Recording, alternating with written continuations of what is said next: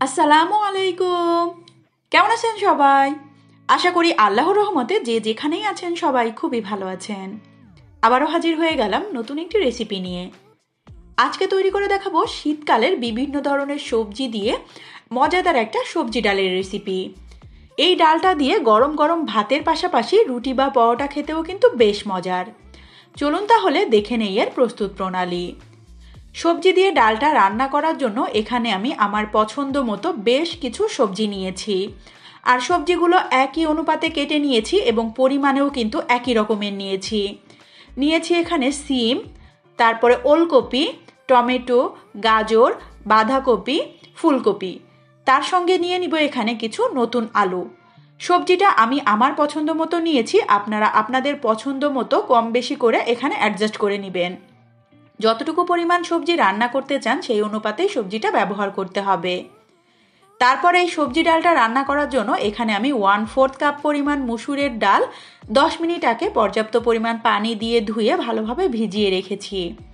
এতে করে কি হবে, ডালটা দ্রুত সেদ্ধ হয়ে যাবে। এখন রান্না করার জন্য চুলায় একটা প্যানের মধ্যে দিয়ে দিচ্ছি এখানে 3 টেবিল চামচ পরিমাণ সয়াবিন তেল।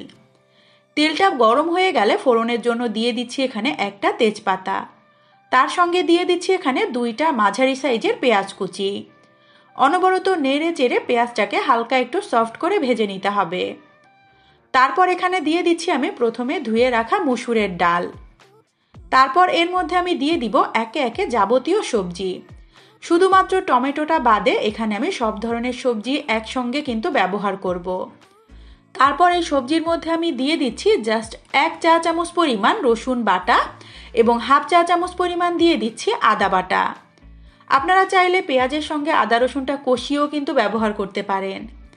তারপর এখানে দিয়ে দিচ্ছি আমি স্বাদ মতো কিছু কাঁচামরিচ।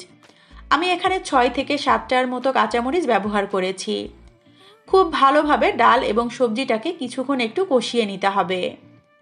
তারপর এখানে অ্যাড করে দিচ্ছি আমি স্বাদ মতো লবণ। দিয়ে দিচ্ছি এখানে 1/2 টেবিল চামচ পরিমাণ হলুদের গুঁড়া। তার সঙ্গে সঙ্গে দিয়ে দিচ্ছি এখানে 1/2 টেবিল চামচ পরিমাণ জিরার গুঁড়া, 1/4 চা চামচ পরিমাণ দিয়ে দিচ্ছি শুকনা মরিচের গুঁড়া।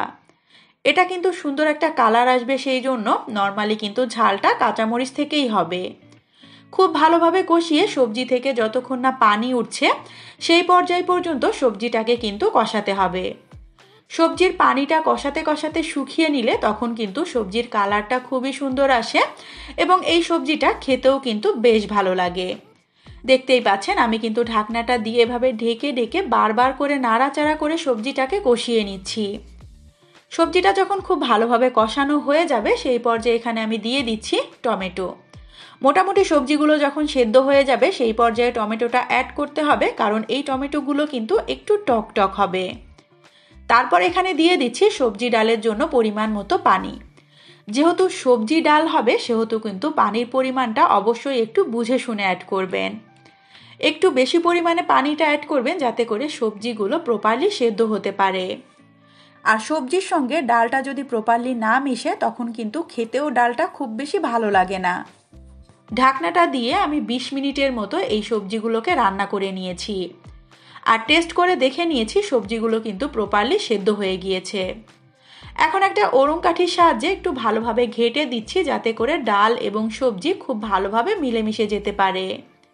দেখতেই পাচ্ছেন মাশাআল্লাহ এই পর্যায়ে কিন্তু বেশ সুন্দর একটা কালার এসেছে। এখন ঢাকনাটা দিয়ে সবজি ডালটাকে আমি এক সাইডে রেখে দিচ্ছি।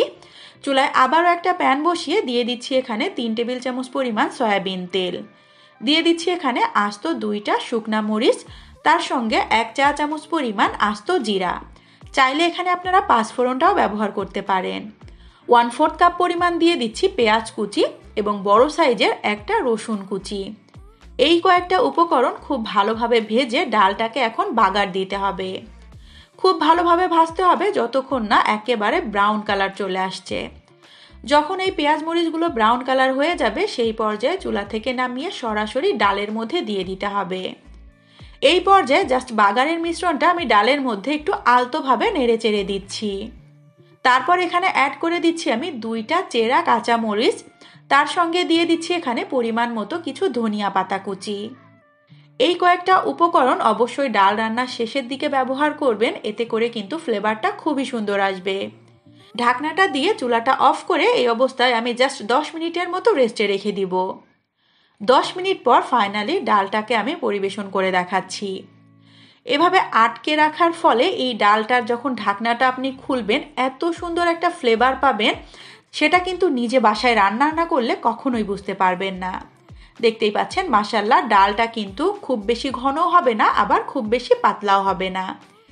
এই ডালটা দিয়ে আপনারা গরম গরম ভাতের পাশাপাশি রুটি, পরোটা, নান, রুটির লুচি সব কিছুর সঙ্গেই কিন্তু খেতে পারবেন।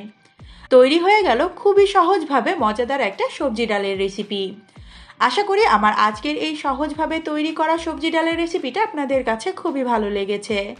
রেসিপিটা যদি সত্যিই ভালো লেগে থাকে চ্যানেলটাকে সাবস্ক্রাইব করে চ্যানেলের সাথেই থাকবেন। রেসিপিতে লাইক অ্যান্ড কমেন্ট করবেন, বেশি বেশি করে শেয়ার করবেন। ধন্যবাদ। আল্লাহ হাফেজ সবাইকে। আসসালামু আলাইকুম।